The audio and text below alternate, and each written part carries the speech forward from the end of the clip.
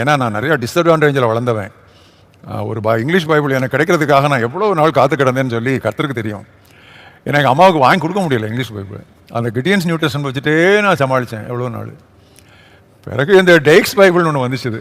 ஏன்னா நீங்கள் நிறைய பேர் வாங்கியிருப்பீங்க. Dake's annotated reference Bible. அதான் வந்து அவுட்ஸ்டாண்டிங்காக வந்த முதல் பென்டிகாஸ்டல் பைபிள். அந்த பைபிள் முதல்ல பைபிளாக வரல, புதிய ஏற்பாடாக வந்துச்சு. ஃப்ளெக்சிபிளாக வரல, ஹார்ட் கவரில் பெருசாக வந்துச்சு. இதை ஒரு இந்தியன் அமெரிக்கன் ப்ரீச்சர் எடுத்துக்கிட்டு இதுக்கு வந்தார். காரைக்குடி நான் படிக்கிற ஸ்டூடெண்டாக இருக்கும்போது அங்கே வந்தார். அவர் தமிழால் தான், ஆனால் இங்கே அங்கேயே இருந்ததுனால இங்கிலீஷில் பேசினார். நான் அவருக்கு டிரான்ஸ்லேட் பண்ணேன். நான் தமிழ் பைபிள் கையில் வச்சுருக்கேன், அவர் கையில் வந்து இந்த டேக்ஸ் அனோட்டேட்டட் நியூ டெஸ்டமென்ட் வச்சுருக்காரு. 5 நாள் பிரசங்கம் பண்ணார். முடிஞ்ச உடனே நான் அதை வாங்கி பார்ப்பேன், நல்லா இருக்குன்னு சொல்லுவேன். 5 நாள் சொல்லுவேன், அது அவருக்கு அது புரிஞ்சுக்கல.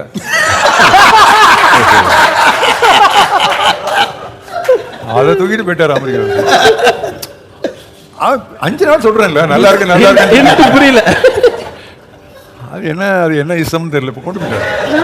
ஸோ அதுல இருந்து நான் ரொம்ப ஜோமனேன், என்னாண்டு இப்படி ஒரு நிலைமை, கை கட்டாண்டு வாய் கட்டலையே அப்படின்னு சொல்லி ஜோமினிட்டே இருந்தேன். ஒரு வேளை ஆண்டவர் உங்களுக்கு சொல்லி கொடுத்துருப்பா, அப்படிலாம் நீ மறைமுகமா இன்னொருத்தர் பொருளை கேட்காத. இது self examination question. Self examination question கேம்ப்ல ஃபர்ஸ்ட் நாள். அதுக்காக ரொம்ப ஜெபம் பண்ணேன். ஆண்டவர் அந்த ஜெபத்தை எப்படி பதில் கொடுத்தாருன்னா, 1970ஆம் வருஷத்தில் ஆகஸ்ட் மாதத்தில் எனக்கு என்கேஜ்மெண்ட் நடந்துச்சு. அப்போ எங்கள் மாமனார் கேட்டார், உங்களுக்கு என்ன கிஃப்ட் வேணும்னாரு. நான் சொன்னேன், எனக்கு பைபிள் வேணும்னு. பைபிளா? அதான் எப்படி கொடுப்பாங்களே அப்படின்னு. கல்யாணத்தில் கொடுப்பாங்க, அதான் எப்படி கொடுப்பாங்களே. இல்லை அங்கிள், எனக்கு டேக்ஸ் அனோட்டேட்டட். அது என்ன அப்படின்னாரு. அவங்களுக்குலாம் தெரியாது. எழுதி கொடுத்தேன்.